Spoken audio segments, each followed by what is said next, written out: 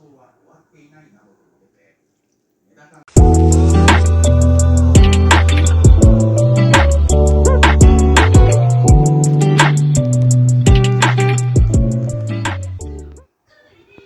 everyone. Ayan kay Aska naman to. Ito naman kay Aska. Gusto niyang kumain ng macaroni lang siya. Pakuluan mo lang. Tapos lagyan mo lang kinako at saka gatas. Gatas na matamis. So ayan ang kanyang kinakain. So ito po itong halukayin, Mari. Kung may alam. Kasi kung hindi ko siya halukayin, para madaling alam mo, ang halukay nakakatulong yan, nakakalambot yan ng Ito naman yung pangsahog niya. Gatas at kinako. Ayan. Matamis na gatas ang nilagay ko dito. Yung mayroon kasing fresh powder dito na yung fresh na gatas na na matamis. Meron din maladang. Meron iba-iba kasi ang fresh milk dito eh. Ayan. So ayan. Nakahalo na yan siya. So mag-wait na lang ako sa aking macaroni. Matutuwa kapag minsan sabay ang gusto nilang kainin, pero pag hindi, naku, diba? Padami kong kapoy kaya wala ka magagawa. Mada. Diba, kapiranggot lang talaga. Luto na.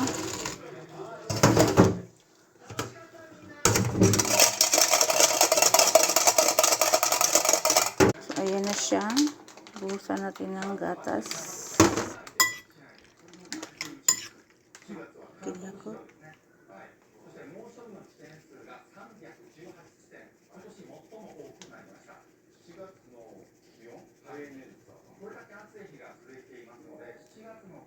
Haluin. Karinay? Karinay dyan ay?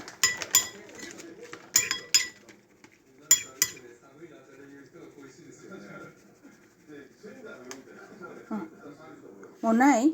Madaig pa ero dyan. Jibon di adjust mitara taga-tabiro di. Oh siya. Tarinay ka na. Du ko tarinay sirang. Madama di ka na eh. Siya. Ayan yun. Ayan yung niya. Diba? Sabi ko, bitso-bitso nga yan sila ng kinakain. So, ito naman kay Dana.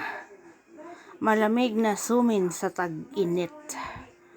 Ayan lang. Madali lang siyang gawin. Magputing ka lang. Lahat na naman ng mga ilalagay nandyan na. So, ang sauce, kailang pakuluan mo lang siya ng konti. Yung sumin na panlasa, ayan. Tapos, pinatong ko na siya sa malamig na tubig. Ganun lang. Madali lang siya. Tansya-tansya lang yung lasa niya. Basta malamig lang ang men. Malamig lang ang men na Ayan ang kinakain ni Dana lagi sa tag-init. Pero kailangan may mga ganun siya. Tempura. Tempura kasi ang tawag niyan yung mga isda na nilalagyan ng ganyan. Tempura fry. Yung naka-fry na mga isda. Gulay, kung ano-ano. So, yan siya is saka na isda. Yan siya na aji fry. Yan, masarap yan siya. Pero hindi ako nakain yan. Naku, malamig yung tiyan ko. Kaya, matik yan. Walang tikim-tikim yan. So, ayan lang. Yung mga ricados naman yung mga pang-abubot dyan. Yung mga nori, mga combo. Ayan, naka-stack na naman. Pero kailalagay mo lang siya. So, kailangan lang mainit-init yung soup niyan. Pero, palamigin mo pa din yan. Palamigin mo pa din. Kasi malamig nga, di ba? So, okay na siya. Okay na yung sauce ko na yan. Okay na yan. Tapos, nori na lang. Budburan ko mamaya ng nori pag nakain siya. So, ayan na yung men. Yung men, buti nakain ni Dana. Kasi sabi ko, namali ako ng pindot. 5 ang nakuha ko. Okay na daw. Nakain naman. Konti lang. Isang loop lang. Ayan. So, hugasan mo siya. After, ilunod mo sa malamig na tubig. Kasi di ba, may pinakuluan mo yan. Hoy, Clarissa, Yana, Maria, ang dami niyong tanong. Ang dami niyong tanong, hindi naman kayo maalam. So, pinakuluan mo, matik mainit. Malamig nga, di ba? Alangan magpalamunin mo ng gusto nga ng mainit, gusto nga ng malamig. So, kailangan mong ganun talaga, babad mo sa ice. So, ayan. Palibutan mo ng ice.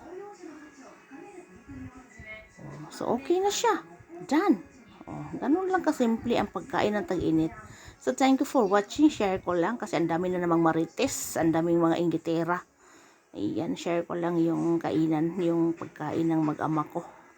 Ako, wala pa ako nakain, promise. Nako. Di kasi ako nakain nito, malamig. Nagaano yung tiyan ko.